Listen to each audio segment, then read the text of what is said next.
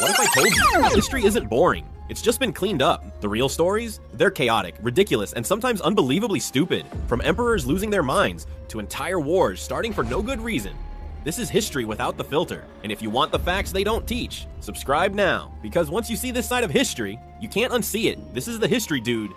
So what if I told you humans didn't survive ancient history because we were always intelligent? We survived because we kept doing incredibly strange, sometimes ridiculous things, and somehow didn't wipe ourselves out. In the Roman Empire, people used urine as mouthwash. In Sparta, boys were whipped in public as entertainment. Some monks in Asia tried to mummify themselves while still alive, and entire wars were fought over things as small as a bucket. These aren't myths. These are real history facts, the kind your textbooks quietly skipped. So in the Roman Empire, urine wasn't just waste. It was a cleaning product. Romans used it to wash clothes, and even as mouthwash. Why? Because urine contains ammonia, which can break down stains. So yes, ancient Romans were technically brushing their teeth with chemistry, just not the kind you'd recommend today. In Sparta, toughness wasn't optional. Young boys trained by being whipped at the altar of Artemis, not as punishment, as a contest. Who could endure the most pain without crying? People gathered to watch. Some even traveled just to see it. Ancient entertainment was different. In parts of Asia, certain monks practiced extreme discipline. Some attempted self-mummification. They followed strict diets, slowly reducing body fat, drinking toxic teas to preserve their bodies,